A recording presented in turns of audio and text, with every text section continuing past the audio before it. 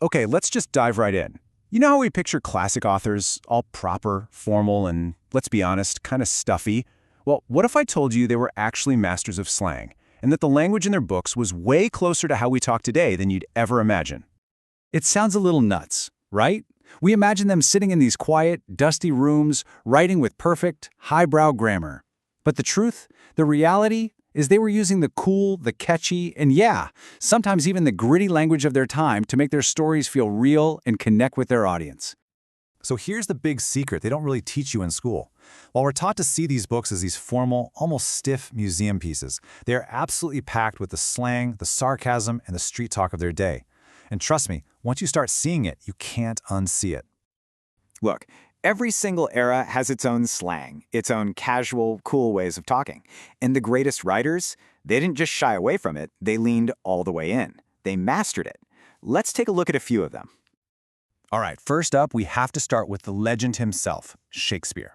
We treat him like he's this untouchable literary god, but back in his day, he was basically writing pop culture. His plays were the blockbuster movies of the 1600s, and he was writing for everybody, from the royals down to the common folk. I mean, just look at these words. They feel totally normal to us now, don't they? But back then, words like swagger, gossip, rant, and get this, even bedroom, were fresh, they were trendy, they were casual. Shakespeare either straight up invented them, or he heard them on the streets of London and blasted them out to the masses from the stage. He was a linguistic trendsetter. And oh, he did not hold back with the insults. His insults were basically the viral memes of the 1600s. Calling someone a naughty was just a quick, sharp burn for "you fool." Zounds, which was short for God's wounds, was totally the OMG of its time. And knock you in the mazzard, well, that's just a fancy way of saying, I'm about to punch you right in the face. This was raw, witty language his audience understood instantly. Okay, now let's do a complete 180. We're going to jump from the rowdy, loud theater to the super refined drawing rooms of Jane Austen. Her world seems like the total opposite, all elegance and politeness. But don't let that fool you. Underneath that polite surface, she was an absolute master of sarcasm and what we'd now call social shade. Austen's slang was the coded gossip you'd hear in her high society circles. A character might call a guy a coxcomb, which was the perfect 19th century diss for vain, flashy narcissist. Or they might describe a woman as being all affectation, which is just a very polite way of saying she is completely and utterly fake. The language is all manners on top, but the meaning underneath, it is absolutely deadly. Honestly, the best way to think about it is this. Her novels are pretty much the 1800s version of the burn book from Mean Girls. It's shockingly accurate. You've got the subtle put-downs, the social climbing, the coded insults. It is all there. Austen was basically documenting the social warfare of her time, and slang was one of her sharpest weapons. Okay, let's move forward a bit to two authors who are not at all interested in polite, coded language. They wanted raw, unfiltered authenticity. We're talking about Charles Dickens and Mark Twain. They made it their mission to capture how real people actually talked, from the grimy streets of London all the way to the muddy banks of the Mississippi River. So you've got Dickens, who was pulling words right off the working-class streets of London, like feeling peckish when you're a bit hungry, or calling someone cheeky if they're a little too bold.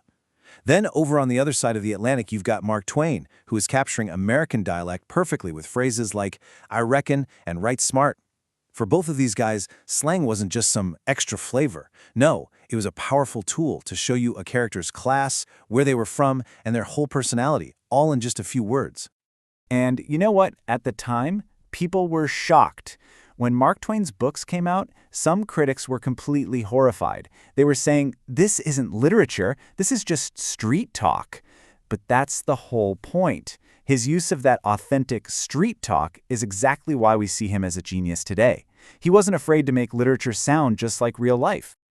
So this is all really cool, right? But it brings us to the big question. Why does any of this actually matter? Why should we care about all the slang that's hidden away in these old books? Well, because it draws a straight line, a direct connection from their world right to ours. There's this unbroken chain of human creativity here. Shakespeare's swagger was doing the same job as Dickens's peckish, which was doing the same job as Twain's reckon.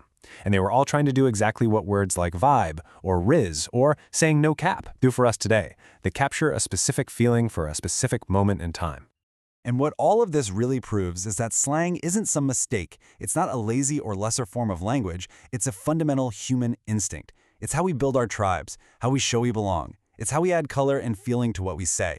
And ultimately, it's what keeps our language alive and breathing and evolving. So, knowing all this should totally change how you read these classics from now on. First, it just makes them feel alive. These aren't just dusty old books in a museum. They're records of real, living conversations. Second, it lets you see language evolving right in front of your eyes. How today's casual slang becomes tomorrow's proper English. And maybe most importantly, it connects us. It shows that we share the exact same human impulse to play with words as people did hundreds of years ago. And that's really the final biggest takeaway here.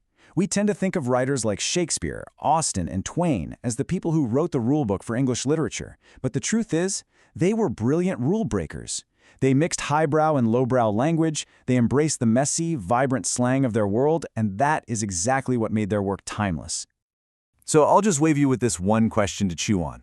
Which of our slang words today, our memes, our text speak, our inside jokes, will be the classic literature that students are analyzing 200 years from now? It's a pretty wild thought, isn't it?